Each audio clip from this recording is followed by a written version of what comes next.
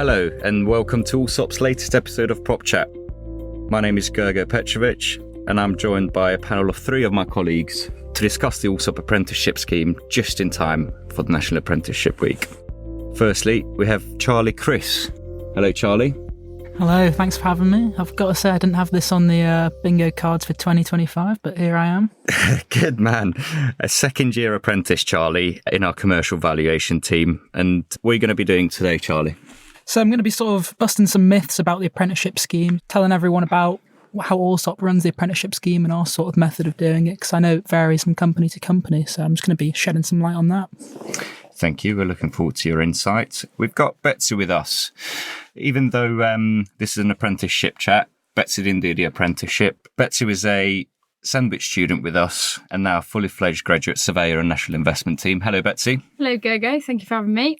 No problem. What's going to be your input today? Well, as you said, I never did the apprenticeship scheme, so I'm going to be talking about how it's helped me going to university, but also not just going down that route of geography undergrad, Reading, masters, real estate. I'm going to be talking about how I did it my way. Yeah, brilliant. And I think that's what it's about today. It's just discussing alternative ways of getting into property, which is a tough industry to get into unless you know about it. So, Crystal, you're definitely one of those people. Hello, welcome, our third panellist. You're a third-year apprentice in our residential investment team and, more importantly, shortlisted for the EG's Rising Star Award. Can you tell us a bit more about that? Yes, I'm currently in my third year. Time literally goes so quickly. So I think when it comes to specifically being nominated as a part of the EG Rising Star, it initially started, I would say, end of 2023 into 2024, where during that time I was doing particularly quite a bit when it comes to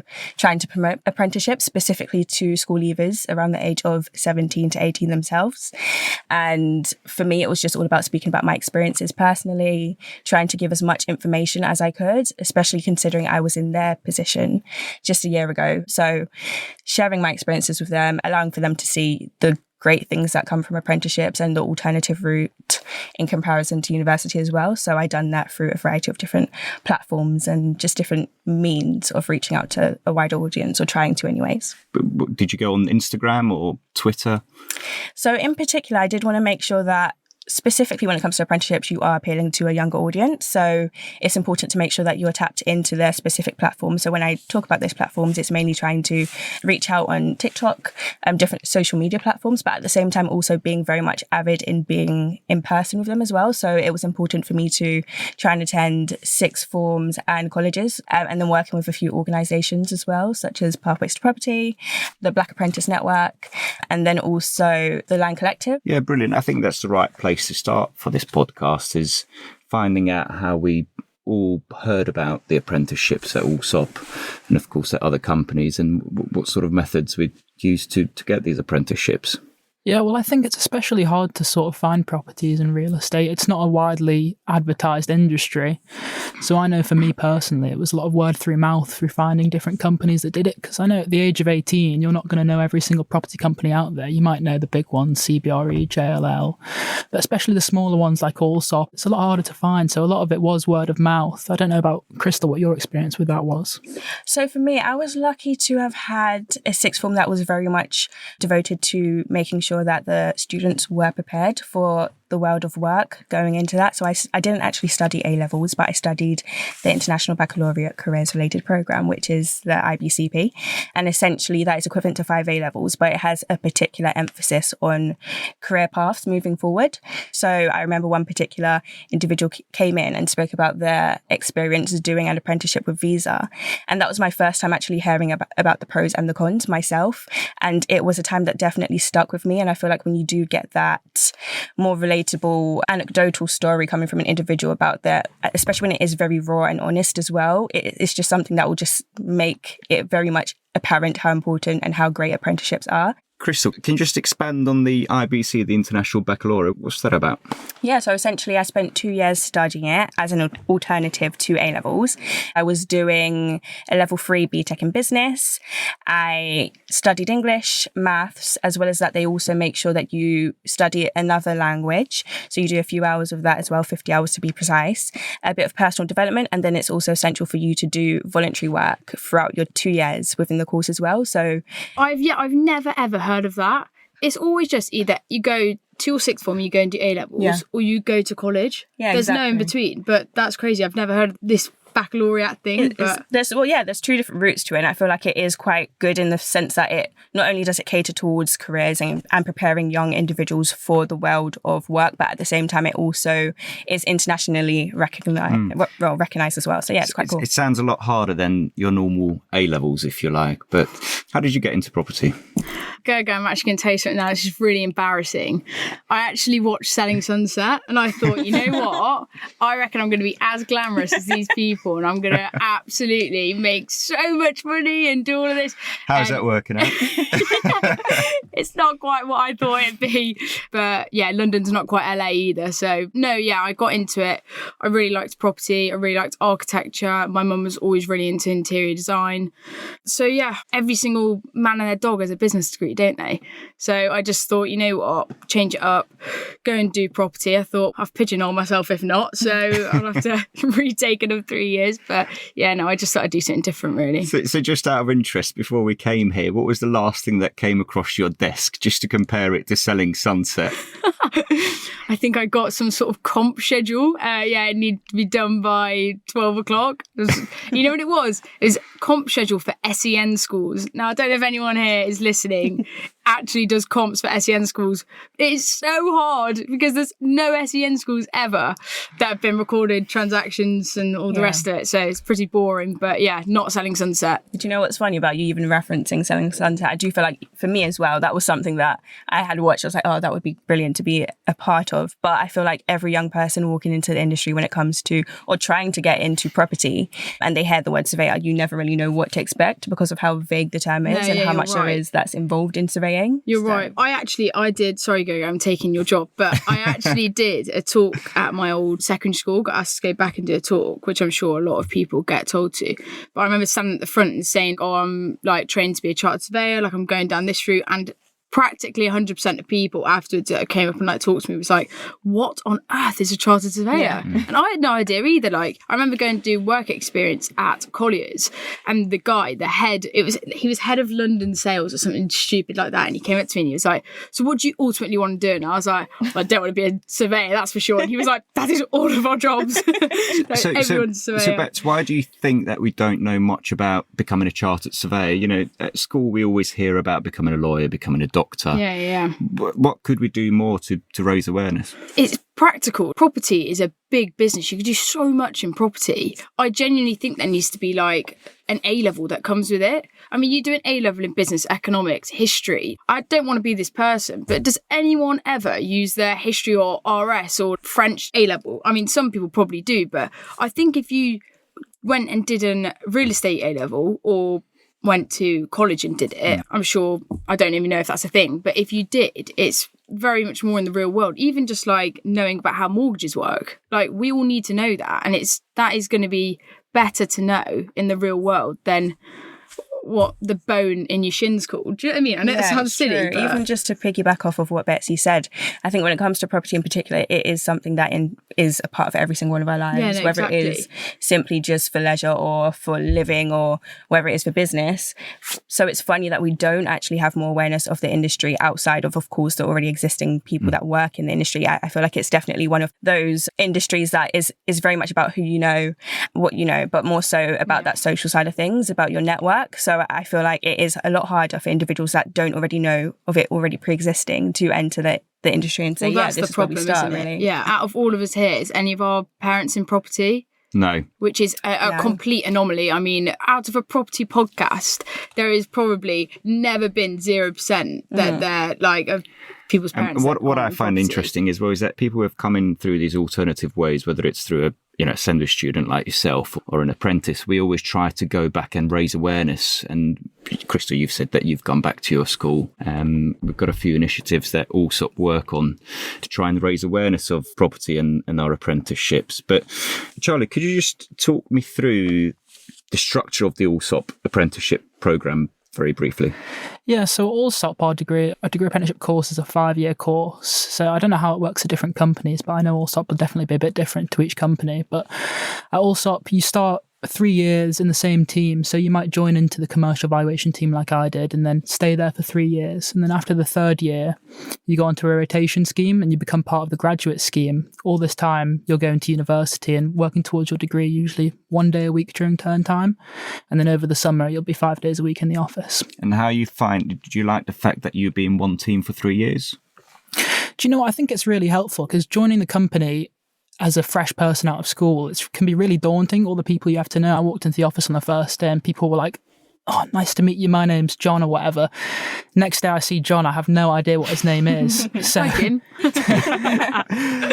I even forgot people's names in my team for the first week. So I think it is really great that you have the first few years to get a solid foundation and people that you can go back to throughout your career and sort of really get good connections.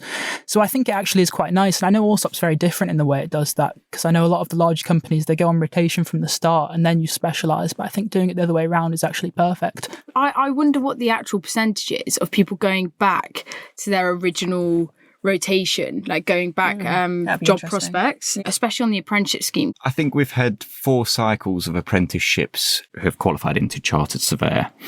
And I don't think a single person has gone back to their original team when they've passed their APC. What was your original team? I'm slightly an exception to this rule. So I started in the Lisle consultancy team for 3.5 years. And once I qualified, I went into the national investment team, the team that you're in at the moment, Betsy. And I've spent a few years there and decided that actually I prefer the Lisle consultancy world. And now I'm back in that team. But it's taken me 3 years to realise that after I qualified. So I don't think a single apprentice has circled back to the original team. Yeah, I really thought it'd be like majority of people. How are you feeling, Crystal? Do you like Resi? Yeah, I absolutely love residential investments, my team in particular. I feel like there's just a world of learning that comes from it altogether. So it took a while to pretty much get myself on my feet, I would say, and I'm still doing that as I speak. Even now, there's so much that I'm still trying to make sure that I get to grips with. But I think the team in itself is a great team. You're in your 3rd year of apprenticeship, so are you rotating in September? Yeah. So in September, that's when I'll start my rotation. So up until then, I'm pretty much in residential investments. So yeah. And how do you feel about moving team? Are you excited? I think it's going to be an interesting experience. I feel like, especially when you have found your place in your team and you know the way things function. But I'm more than open to, of course, experiencing different teams and seeing what comes with that as well, especially seeing what the commercial was like as well, because I've just been strictly for the last 2 to 3 years residential. So yeah. Is it daunting at all? I feel like commercial seems like a whole different world. Together. Commercial is a whole different world. Yeah. I did a year of Resi and then I've gone into commercial. I remember the first thing that my boss, if you like, said to me was like, "Can you get me comps?" And he was like, no, I just want them based off the yield. And I was like, what on earth is a yield? I had no idea. I had absolutely no idea. But as like a 3rd year grad, I probably should, because obviously as it works on a placement scheme, you should do a year on your placement scheme, and I didn't rotate. I mean, you can do if you want to, but you tend to do a year in one team. And then after you've done a year in that one team, hopefully you get asked back on the grad scheme. And if you get asked back on the grad scheme, you go straight into your 3rd year. And what was that team that you worked in for a year? I started in receivership, so insolvency and recoveries. Which did that 1 year experience help you now at all? It did with so I write a lot of brochures in my day-to-day life now and like emails to clients and things like that. Whereas in receivership, it was reports. So yeah, it helped me in the sense that, I know, property knowledge and just understanding how to write things like professionally. Like at uni, I know you do essays and things like that, but it's a completely different ballgame. But other than that, no, to an extent. Please, no one in receivership be listening to this. I love you all, but yeah, no, it didn't, because it's just such a different sector, and I did everything off price per square foot and per calendar month and things like this, whereas now everything's on yields, absolutely everything. I was actually going to ask you, Betsy, but I always find it quite interesting when I hear about the experience of a sandwich student in particular, because of course you come into a specific company for a year. It's like a year-long interview, essentially, isn't it? Oh, Where you're yeah. filling the company out, they're filling you out as well. Yeah, absolutely. And then after that point, is it a situation where you then get offered or you don't get an offer? I assume so. I mean, it's the reason I did a placement, 100%. I remember seeing on my university website that the students that were on my course, they had 100% success rate of getting a grad scheme if they did a placement. And I remember thinking, that's a lie. They've just said that so that people do. That is a complete lie. But every single one of my mates did a placement, has all got a grad scheme. Yeah, it feels like it's this level of security that it gives you, pretty much, being able to have that time in a specific company. Oh yeah, 100%. Like, it's basically a year-long job interview. Don't get me wrong, the team that I was in was so great. And then like towards the end, I remember my boss pulling me aside and she was like, look, we'd love to offer you the grad scheme. That was my aim throughout. Like, that's all I wanted, a job at Allsop. So it's basically two parts to your job interview, because you've got the placement scheme, you've got to then get a grad scheme, and then you've got the grad scheme, you've got to get a job. But yeah, it did definitely give me a leg up, because I knew everyone in the company at that point. But yeah, no. So it's been interesting, Betsy, to hear that you thought we would be doing selling sunset at Allsop. It's obviously not that. We're dealing with warehouses in Warrington with tricky access points, etc. I mean, what about the rest of you guys? What do you do day to day that would bring this to life? Yeah, well, funny you say that about the selling sunsets, because last week on Friday, me and my boss went on an inspection to Nottingham, and then went up to Market Drayton afterwards, and we were actually inspecting pork pie factories. Oh, lovely. So, I mean, it's a far cry from your villa in Los Angeles or your penthouse in New York, but we were looking at pork pies and the whole process being made in these shoddy factories, which, rented for £2 a square foot. So, did you have one? In fact, we did. We actually got sent home with a care package of about 4 quiches, I think it was, and a pack of pork pies, and then we tried some quiches straight off the factory line. So actually, I will say it's one of the best inspections we've done yet, to be fair. Is that why you were off for the rest of the week? I was finishing the quiches at home, yeah. But honestly, it's not an uncommon day in the commercial valuations team, where we have some amazing inspections. I mean, I've been up a skyscraper, the Centrepoint skyscraper in London. I'm sure you all know it. We've been up there, and then we've inspected the mailbox in Birmingham. So we do some really interesting stuff, and it's a far cry from a boring office job. So I think it's really worth noting when you're considering apprenticeships in real estate. Yeah, I have to say, I think I win this one. I got to sell George Michael's recording studio 2 years ago. Yeah. What, in National? Yeah. Did you? Yeah. And I remember walking through the door, and he had the Land Rover that he crashed next to the building, and I walked in and he had I think it's an Emmy Award that they give to musicians, isn't it? And he had a broken Emmy Award, and it was just so George Michael. He just doesn't care for the awards. It was brilliant. And I think they were planning to turn that recording studio and all the stuff that's in there into a museum down the line. So it was nice to see the artifacts. Incredible. And that's once in a lifetime stuff, that go. Yeah, my mum loved it. I wasn't so obsessed with George Michael, but it's funny you say that, because one of my colleagues was doing an inspection at a recording studio, and apparently they heard Sam Fender singing his new album in the studio. Wow. So I mean, that's quite an interesting one as well. That's very interesting. And Krista, what has been your highlight of the apprenticeship scheme, whether it's personally, professionally?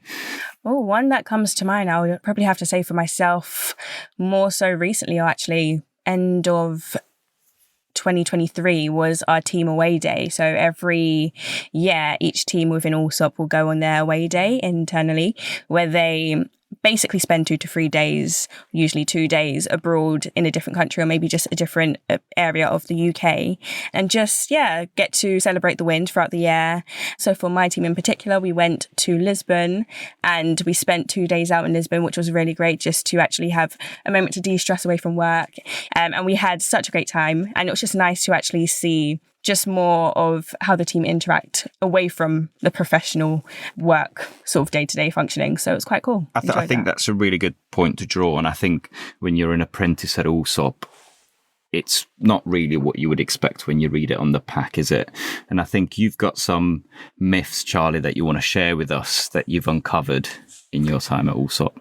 Yeah, definitely. Well, there's a lot of preconceptions about apprentices and apprenticeships in general. before you go into them. I think especially one of them is that you're going to be doing the boring tasks, the coffee porter or going to make tea for people. I mean, I've definitely made a few fair teas in my time, but it's definitely not the boring task that you're doing day to day. I'd argue even, especially in my team, some of the more interesting days and inspections get given to the apprentices, obviously like the pork pie factories and Centre Point that I mentioned earlier. And I think it's definitely not a boring job. I don't know how it sort of is for you, Crystal. Yeah, I feel like there's always something new to be doing on the team, especially during this period where it is quite a busy period. So, for example, the rush definitely comes from working on a multitude of different properties at the same time. So we have something that we're bringing to market in Gloucester. We have something in central London. Is that an early, Crystal? Oh, well, no, not too much information, of course. You're going to have to wait till it comes to market. But yeah, it's just being able to actually have things to keep you on your toes.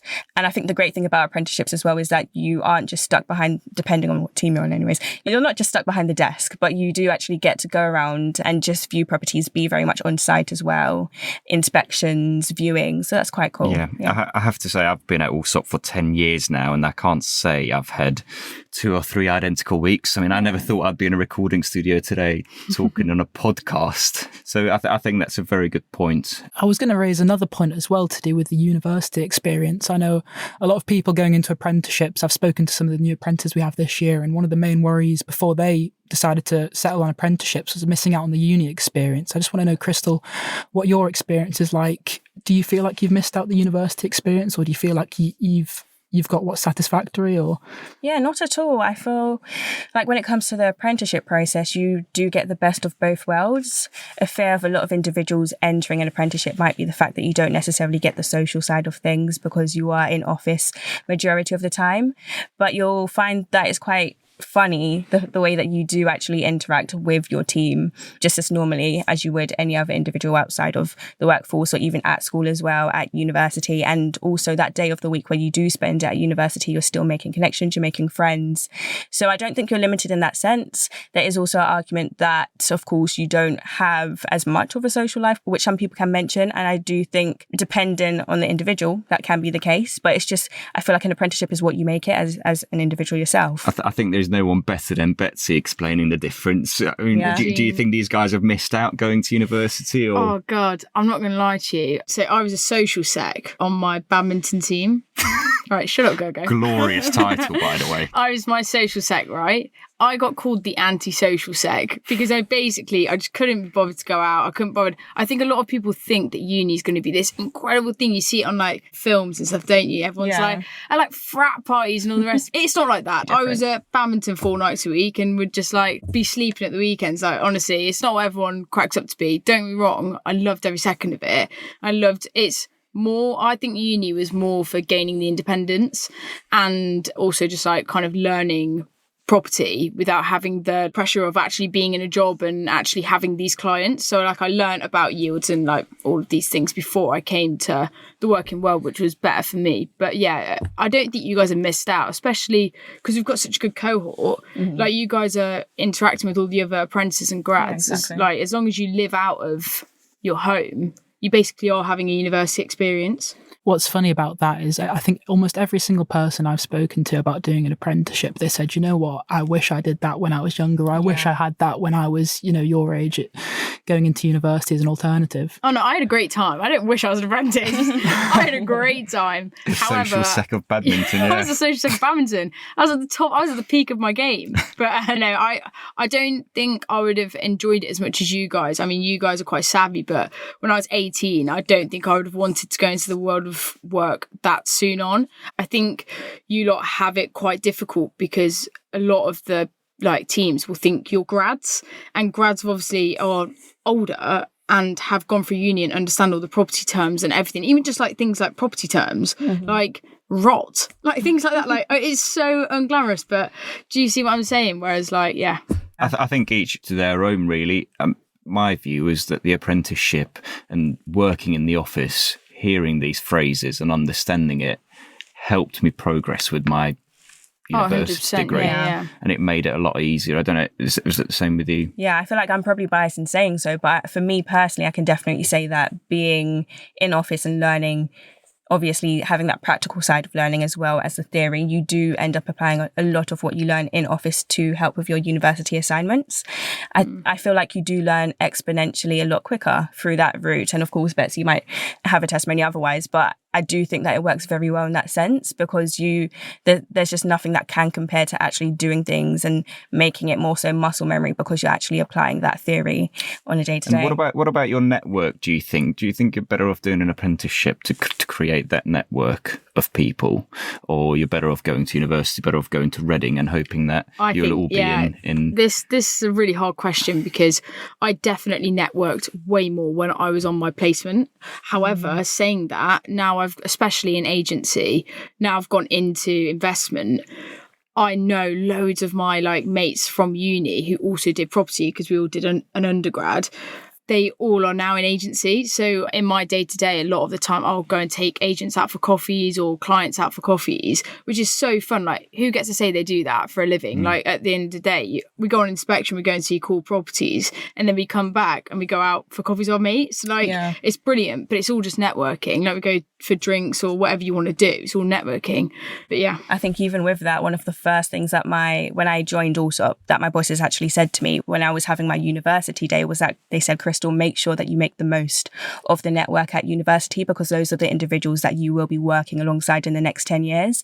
And I think that reigns so true because of the fact that, of course, you guys are moving along in the same path. You're studying the same courses. A lot of the time they have the same mentalities within your classroom. So it's such an important thing when it comes to going to university and making sure that you build those relations quite early on in your career, because you never know where they will take you in the long run. So I think that's one of the big advantages of university. And you do still get that as well when you are an apprentice and being in university that one day of the week, just making the most of that time. So to summarise, I think we've covered a good range of ideas and, why people choose apprenticeships, why some of us think apprenticeships are better than university degrees. There's definitely one thing that I think we all agree on, is that the RICS and all of us here in the room could definitely do more to raise awareness of property as a profession to people who don't necessarily have the introduction to. And along that line, I think, what would be your suggestion? What would be one bit of golden nugget advice to someone thinking about property and getting into property? My one piece of advice would be to not hone in on the surveying world, to not hone in. It is just networking. You're just seeing people, you're having a nice time with friends and getting to know other people and getting to know property. If you have the slightest bit of interest in property, is such a good job. At the end of the day, sorry to be boring, but it's quite stable. You've got a nice work-life balance, all the rest of it. You make it sound like a social club, and that's all it is. Did you do any work? Sorry, Crystal, you go. Do you know what? I feel like there's so many good things that you can mention, or a lot of tips and tricks that you can do. One thing that I would say I wish I took more advantage of was, and even now I'll still do it to this day and work on doing it in the future, but making sure that I increase the skills that I have for myself. So I feel like there's a wealth, especially within this generation, a wealth of information at our fingertips. A lot of courses can be done online, a lot of books can be read. There's so many different platforms that you can actually glean different just knowledge points from. I think just increasing your skills, acquiring as many skills as possible, especially when you're young. You can work on being a jack of all trades and not just a master of one. Wait until you're a bit older in your career and then actually hone in on something that you can be an expert in. But I feel like it's really cool to just expand as much as you can.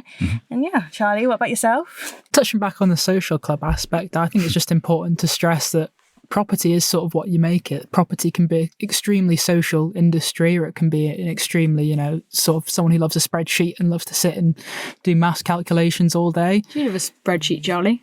I prefer the social side, but okay, right. But I do like my fair share of spreadsheets as well. But I would just say that it's what you make it, and it's an industry which can be taken sort of any way and suits many personalities, and it's worth considering that before you make a decision on what you want to do. And I think on that note, each to their own. Some people are better off doing university and some people are better off doing apprenticeships. Thank you very much for listening. We hope we've been able to provide you with some insight, some clarity into the often misunderstood world of apprenticeship schemes.